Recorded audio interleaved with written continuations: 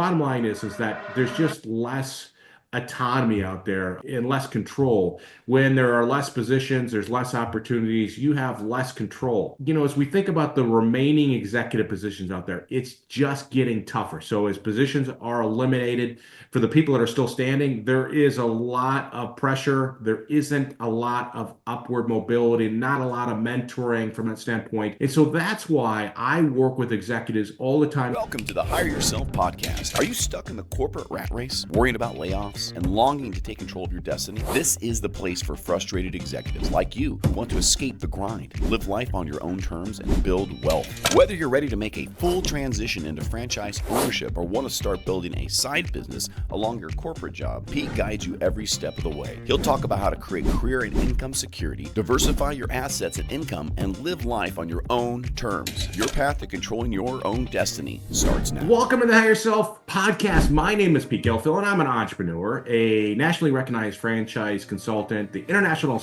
best-selling author of the book Hire Yourself, and a proud corporate escapee.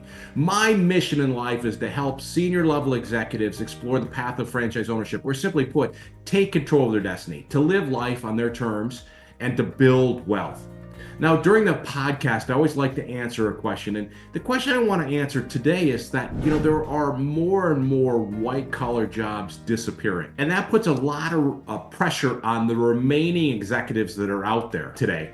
So if you're a senior level executive, understand that as companies are downsizing, they're taking and reducing the number of managers, there's also consequences associated with that for the people that are hanging around, that are still the executives and want to be an executive. And we could debate whether being a corporate executive in today's world gives you that freedom. But let's go through some of the reasons as we talk about a business, specifically an executive, why we want to understand that as these jobs disappear, what it does.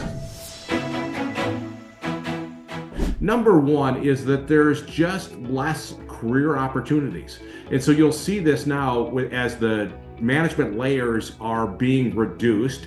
They're, for lack of better terms, flattening out organizations. The market is becoming more saturated, or simply put, it's harder to find jobs. That leads to the second one. There's just more competition. So when we're trying to find another position, there's a flood of applicants. We see a lot of this, especially with technology executives, healthcare executives.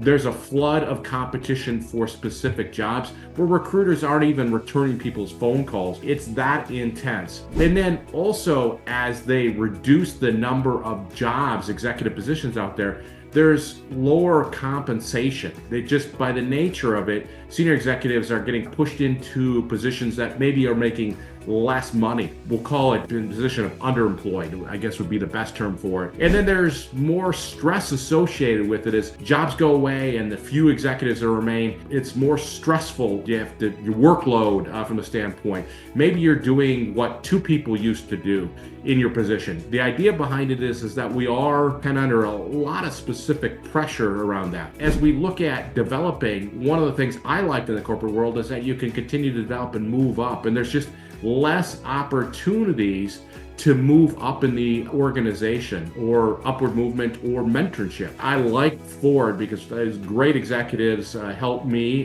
develop my skills from that standpoint. And as we have less managers around or less executives, bottom line is that there's just less opportunities for people to be mentored. And that's a big part of learning or growing as an individual. And then certainly as we talk about these remaining positions, there is impact with AI. AI is, by the nature of it, consolidating positions. It is evolving. It is taking now, instead of needing 3 writers, maybe you only need 1 writer to do the prompts and then edit out or the results from the AI. Bottom line is it can do that. And then there is just less progression as we have less executive positions. When I get into a company and the organization is flattened or there's less positions, bottom line is that there's just less upward movement or the opportunity to continue to progress. And then there is more of a shift of this individual contributor kind of side of it. People are saying, listen, I'm done with this pressure of being a manager plus all the workload and stuff like that. So I just want to be an individual contributor.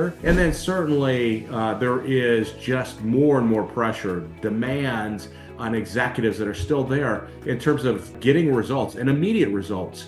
I was just talking to somebody, they were a manager in a food, they do research on food. And they said, there's so much pressure to get stuff through testing that sometimes it's done in a way in which is not good. And so there's a lot of pressure out there to get results. There's no more patience in regards to building something, getting it done. Everybody wants something done quicker, faster from that standpoint. Bottom line is that there's just less autonomy out there and less control. When there are less positions, there's less opportunities, you have less control. As we think about the remaining executive positions out there, it's just getting tougher. So as positions are eliminated, for the people that are still standing, there is a lot of pressure. There isn't a lot of upward mobility, not a lot of mentoring from that standpoint.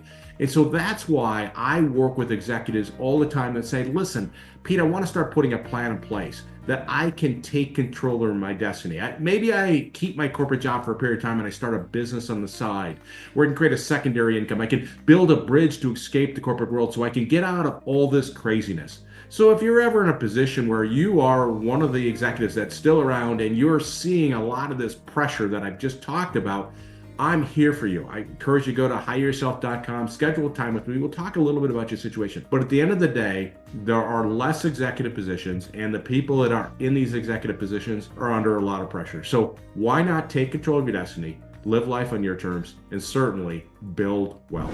Thanks for joining us on the Hire Yourself podcast. Pete's here to help you break free from the corporate rat race, take control of your destiny, and finally live life on your own terms. Whether that's jumping into franchise ownership full-time or starting it as a side hustle. If this episode resonated with you, don't forget to subscribe, share it with a fellow frustrated executive, and leave a review to let us know your thoughts. Until next time, take charge, build your future, and live life on your own terms.